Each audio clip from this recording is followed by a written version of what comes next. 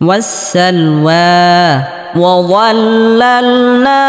عليكم الغمام وأنزلنا عليكم المن والسلوى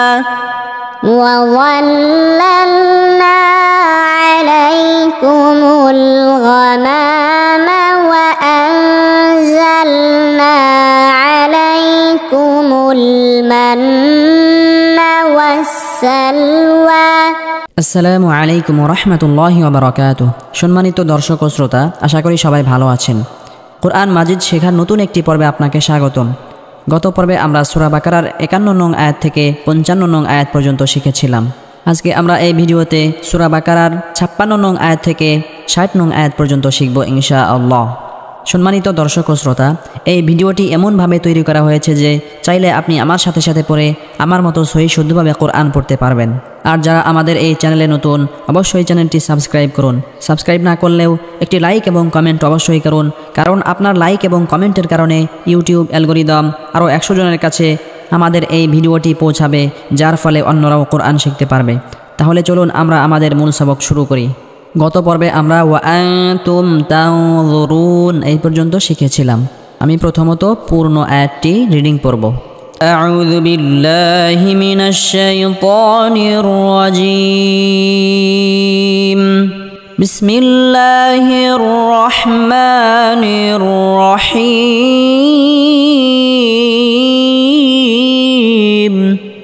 সুম্মা বা'আসনাকুম موتكم لعلكم تشكرون সামিম পেশ সুম মিম জবর মা সুম্মা নুনে বা মিমের তাজদিদ হলে সর্বাবস্থায় গুনাহ করে পড়তে হবে। বা জবর বা আইন সা জবর আস বা আস নুন খারা জবর না বা আস না কোনো হরফের উপর খারা জবর খারাজের উল্টা পেশ হলে একালি পরিমাণ লম্বা করে টেনে পড়তে হবে। কাফ মিম মিম পেশ কুম বা'আসনাকুম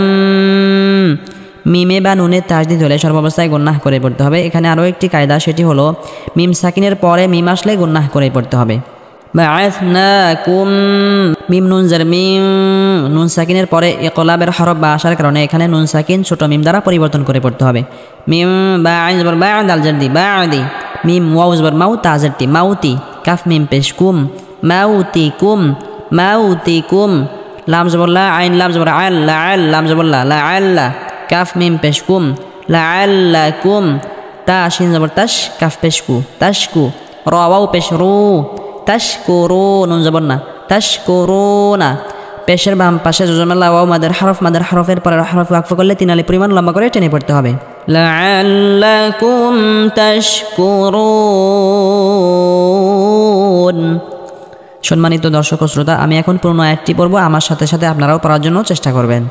সুম্মা বা'আসনাকুম মিন বা'দি মাউতিকুম লাআল্লাকুম তাশকুরুন।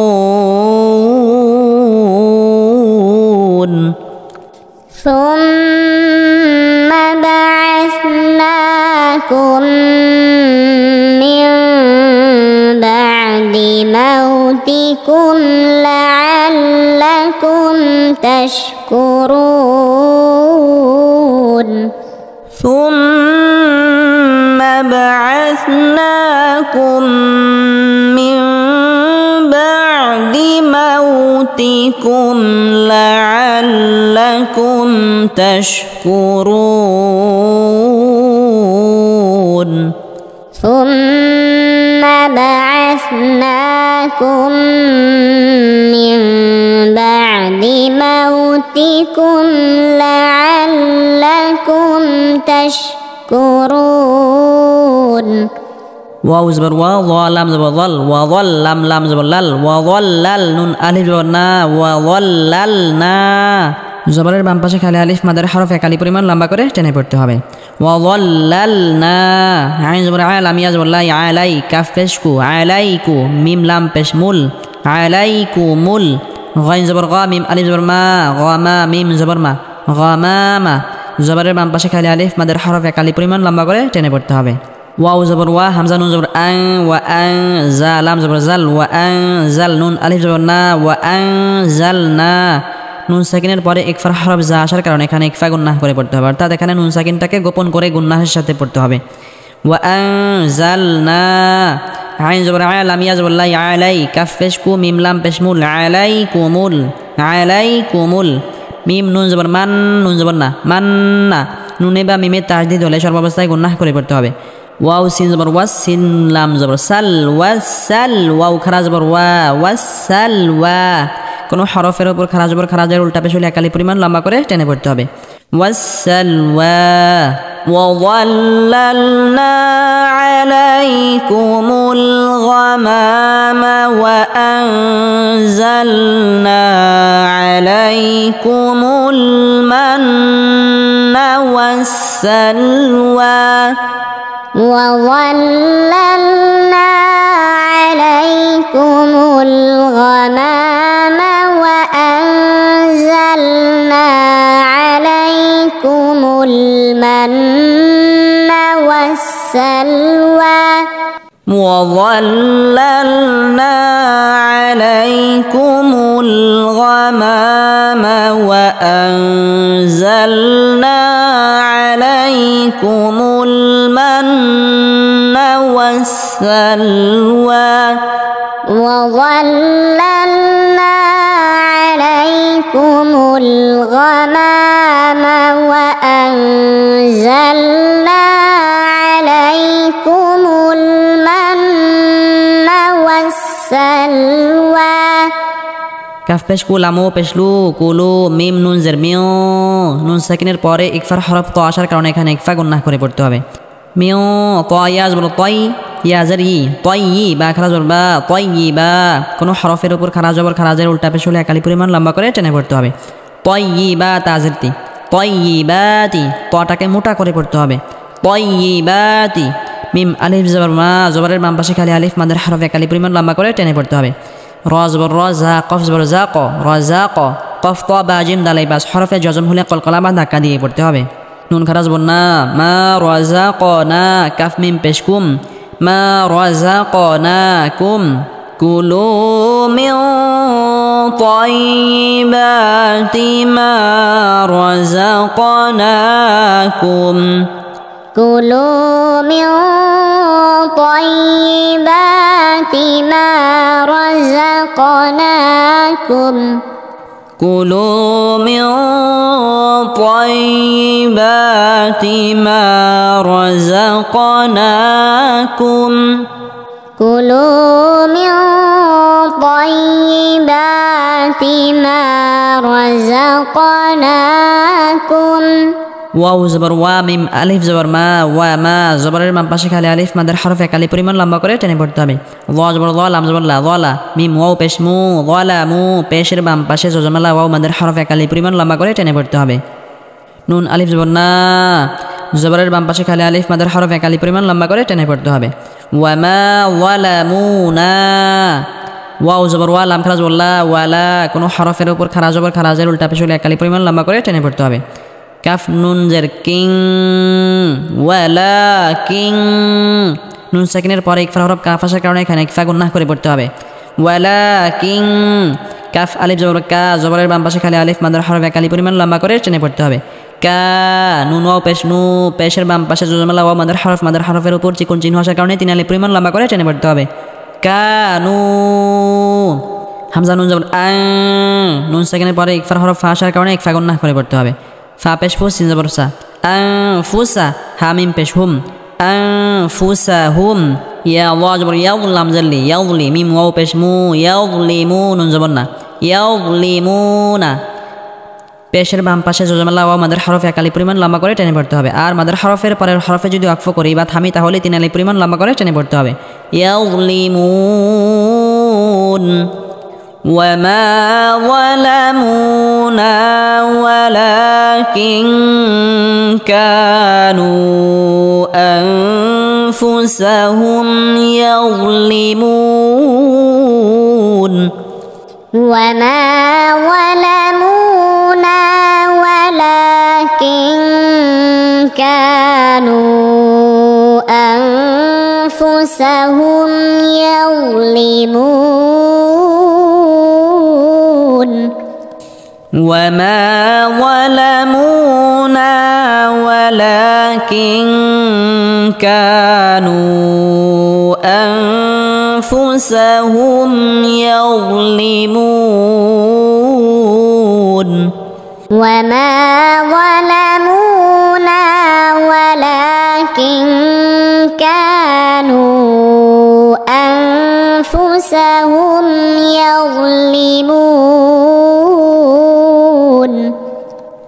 واو زبر وا همزة جال زر إذ وإذ قف لام بش قل وإذ قل نون دال زبر ناد وإذ قل ناد خا بش خو لامو بش لو خلو وإذ قل ناد خلو পেশের বাম পাশে জজমেলা ও মাদের হরফ একালি পরিমাণ লম্বা করে টেনে পড়তে হবে হা খারাজ বর হা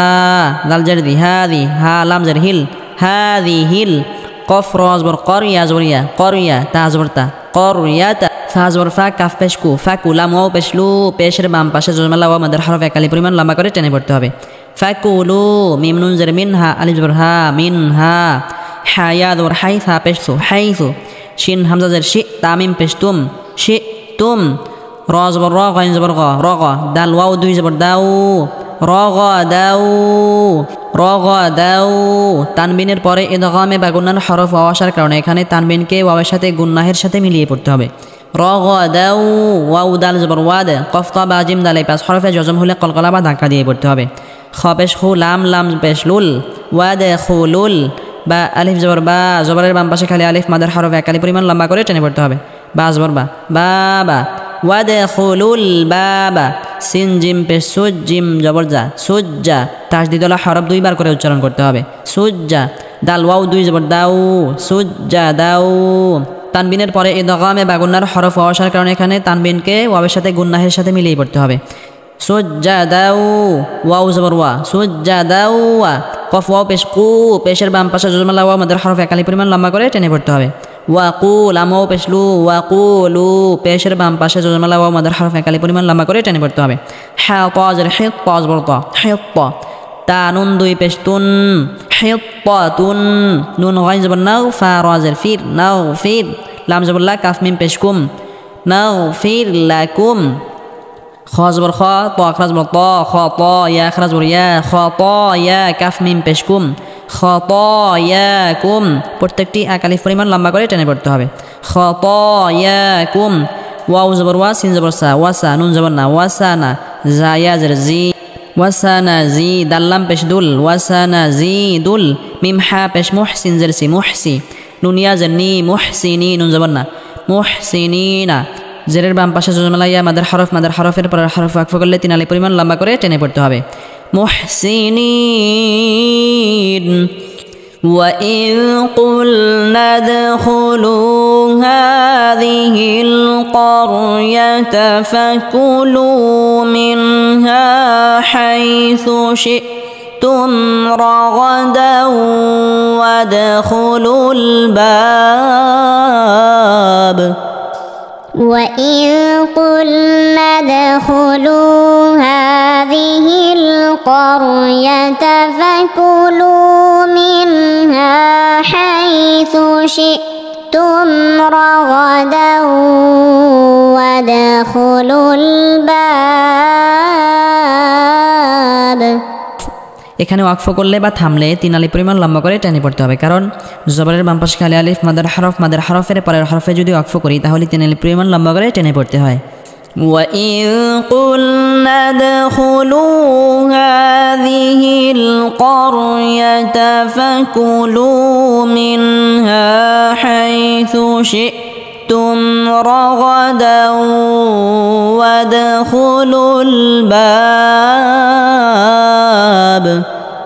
وَإِذْ قُلْنَا ادْخُلُوا هَذِهِ الْقَرْيَةَ فَكُلُوا مِنْهَا حَيْثُ شِئْتُمْ رَغَدًا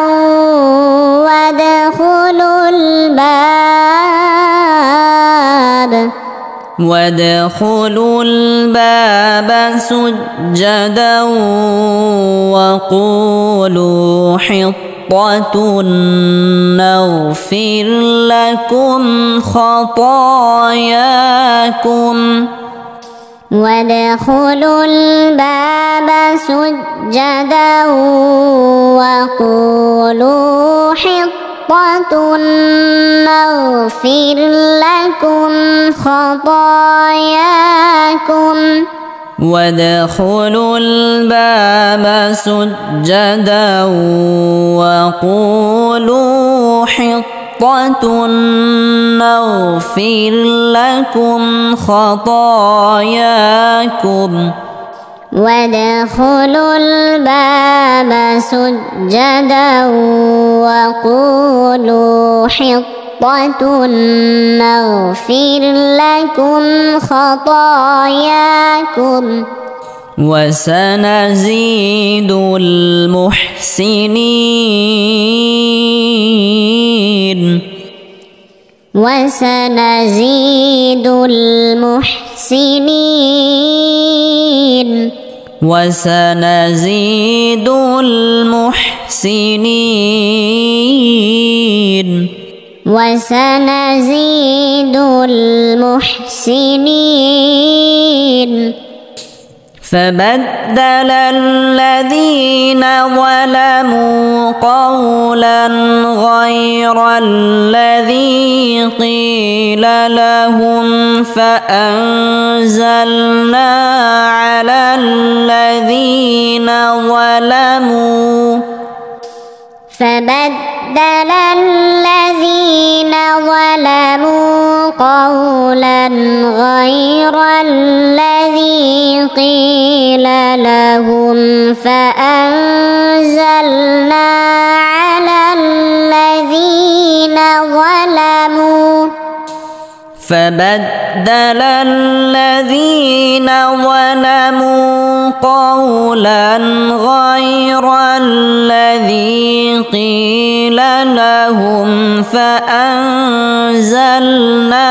على الذين ظلموا فبدل الذين ظلموا قولا غير الذي قيل لهم فأنزلنا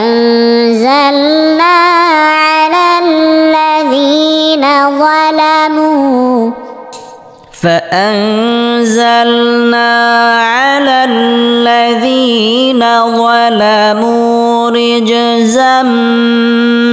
من السماء بما كانوا يفسقون فأنزلنا على الذين ظلموا رجزا من السماء بما كانوا يفسقون فأنزلنا على الذين ظلموا رجزا من السماء بما كانوا يفسقون فأنزلنا على الذين ظلموا رجزا من السماء بما كانوا يفسقون وإذ استسقى موسى لقومه فقلنا اضرب بعصاك الحجر وإذ استسقى موسى لقومه فقلنا اضرب بعصاك الحجر وإذ استسقى موسى لقومه فقلنا اضرب بعصاك الحجر وإذ استسقى موسى لقومه فقلنا اضرب بعصاك الحجر فانفجرت منه 12 عينا فانفجرت منه 12 عينا فانفجرت منه 12 عينا فانفجرت منه 12 عينا قد علم كل أناس مشربهم قد علم كل أناس مشربهم قد علم كل أناس مشربهم قد علم كل أناس مشربهم كلوا واشربوا من رزق الله ولا تعثوا في الأرض مفسدين كلوا واشربوا من رزق الله ولا تعثوا في الأرض مفسدين كلوا واشربوا من رزق الله ولا تعثوا في الأرض مفسدين كلوا واشربوا من رزق الله ولا